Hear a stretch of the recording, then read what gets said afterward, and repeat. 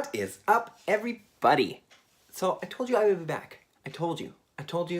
You doubted me, but I'm back. So let's just dive right in because things are happening, okay? So I'm back. I'm here to do another movie review, and this time it is for Happy Death Day to You. Now, if you haven't seen the first Happy Death Day, stop the video, go watch it right now, then come back and finish this review, because there's going to be spoilers for the first one if you haven't seen it. If you're going to watch the second one without seeing the first, if you've seen the trailer, you've already been spoiled. If you haven't seen the trailer, they do explain what happens in the first one within a little bit of the movie. But that being said, do watch the first one because it's very straight up comedy horror, whereas this one is more of the comedy sci-fi side of things. They completely switch genres. There's still some horror elements to it, but it's way, way, way more sci-fi than it ever has been since the first one. So basically, main character Tree, she is continuing her life after solving the mystery of why she kept dying last movie. In our time, it was last year. In their time, literally yesterday. So she's continued on with her life. She's with Carter. They're having a great time. Turns out his friend Ryan is now suffering through this deja vu, wake up when I die type scenario. So Tree is there to help him, but then something happens, like a scientific explosion thing that created the time loop. It goes off and sends her into an alternate dimension. So now she's reliving her birthday over again. It's Monday the 18th! Again! But there's things that are a little bit different. For example, in the first one, she ends up being best friends with this girl named Danielle. She ends up falling for Carter. In this one, she's thinking Carter's already there with her, but he's not. He's actually with Danielle, and she doesn't approve because she's supposed to be, like, Tree's supposed to be with Carter, and Carter's not supposed to be with Danielle. So there's all that. There's certain things where she'd walk into the sorority house, and someone was supposed to say something, but they weren't there. So it was little, like, changes like that I thought were very interesting. I thought it brought a new fresh take, and you could see her reaction as well to show, like, wait a minute, this isn't right, this is not how it played out the 11 times before. This time it's different, and I'm not sure why, so now let's try and figure this out. So I will say, right from the get-go, I did guess who the killer was. It's the first time in one of these movies that I was going to test myself to see if I was able to figure out any clues at all to try and guess who this killer is, and I managed by the end to guess it. And I was so happy and so pleased with myself because normally I don't go into these movies trying to guess who the killer is. I know that's kind of the fun of it, but I like to be surprised all the time when I go and see these movies. So when I was watching the first one, I didn't guess at all. I was just like, okay, let's ride this out and be surprised by who the killer is the whole time. But this time I wanted to really try and analyze and look at the movie to try and see who the killer was. And I was happy that it ended up going the way that I thought it would. And yeah, like, as I said, everything that they did in this movie was almost a mirror copy, but it was like a shattered mirror because there was, like, things were just a little off. Like, you know, when you look into a mirror, everything is identical, everything is the same.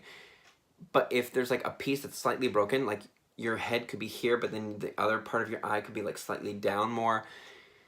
Kind of like that. There's, like, a little shift, and just things that should have happened didn't, and things that didn't happen did. And that is what I really liked. And the whole point of this movie now is to figure out, A, who the killer is, B, stop the killer, and C, basically they're trying to stop this time loop again. So all the characters are back. They're basically playing the exact same role as they did in the first, but again, it's all slightly different. Same attitudes, same personalities, just different circumstances. You still have the birthday dinner that happens in the first one with her dad, but there's a special guest that appears who I won't reveal, but there is a special guest that appears in that scene. As I said, some of the scenes that have played out in the sorority house doesn't, but like certain characters are still in the same spots as they should have been. And yeah, just the way that Tree goes about trying to figure out everything to try and stop this time loop is very entertaining, because once she realizes that she's back in this loop, she goes insane and just starts like screaming at everybody, and just like, she's just annoyed, as any normal human being would be when they realize they just escaped from a loop and now are back into it. So again, she has the help of Carter, she has the help of Ryan, and in order to close this loop, they have to figure out the correct algorithm for this scientific machine that Ryan and his two friends created that created the loop. And in order to find the correct algorithm, they have to keep trying scenarios. And if they don't work, she has to die. So she goes, she kills herself, she comes back, and she has to memorize every algorithm that they try until there's one left. She also ends up, what I really like as well about this character is she has this moral dilemma. She loves her life in Dimension 1 from the first movie, but at the same time, with the perks and things that she gets in this new dimension, she wants to stay as well in this one. She does want to go back, but she also wants to stay, so she's trying to like play the pros and the cons of each scenario. Like, if I go here, then I lose this, but if I stay here, then I lose that, kind of a thing. And basically, she's trying to have this moral conversation with herself to try and figure out what the best move is for her, almost like the angel and devil. And she also gets the help of Carter as well to help her figure out what the best choice is. And she talks to another person in the movie to also try and figure out what her best choice would be, whether to stay in this new dimension or to go back. So I do like that they did that whole thing. There was a point where I was kind of almost tearing up, so it is more sad that way. So if you're not happy about crying, just when you're going into the movie, make sure that you're like ready to like hold that back, because I feel like some people are going to cry. Was I happy that they got rid of basically all of the horror elements? No. That part made me a little unhappy. It was still about the same amount of comedy, I found. But as I said, they got rid of the horror element. Like, there were still some, but not as many as the first. And they completely changed it into a whole sci-fi film because of this whole, like, multiple dimensions thing. So, it is now a comedy sci-fi with a splash of horror, whereas the last time it was more comedy horror with a splash of sci-fi because of the whole time loop. It's still being produced by Blumhouse.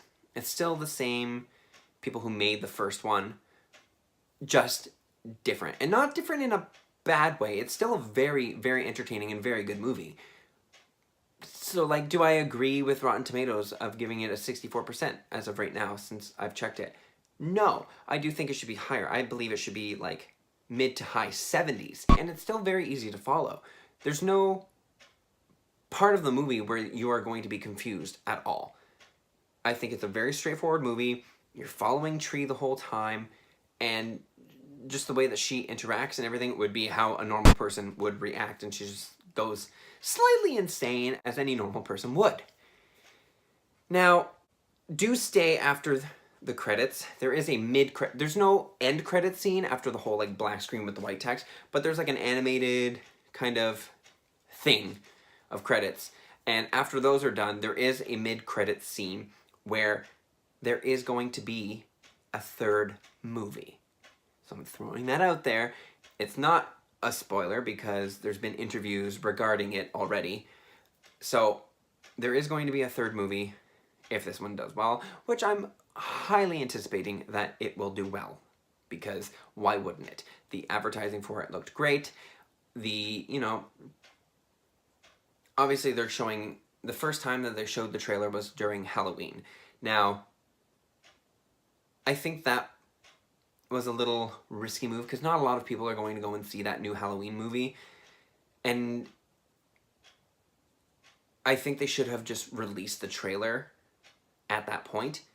But I see at the same time why they did it. They wanted to advertise for that audience directly and then put it out to the public. So I get it, but I think maybe more people would be going to see it more if they had have just released it right away.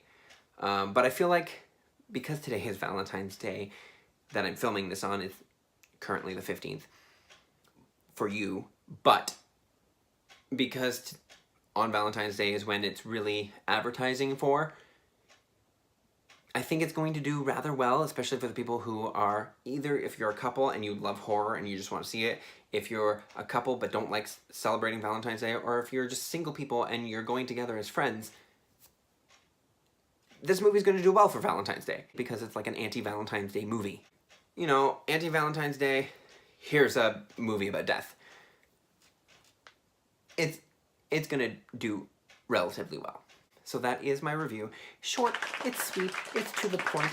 I'm not giving away any spoilers. I told you all you need to know. There's not really much that I can say. The acting is phenomenal. The effects are great. I thought it was really funny. I thought it was really clever. Again, it's a really well done movie. So it is lower ranked for me than the first one. First one is definitely like an A. This one is definitely like a B+. Go watch it and enjoy it because it's phenomenal. So I hope you enjoyed this review. I hope you click the subscribe button if you haven't already. And if you also haven't, click the notification bell so you know when I put up a new video. Check out my last video where I posted a cover of me singing a song from a friend who lives in Toronto. He's great. All of his music and social media is in the description of that video, so go check it out if you want to hear me sing. Otherwise, you can click on the playlist of all of my other movie reviews that I've done, and I will see you next time. Go watch the movie. Okay, bye guys. My life is a part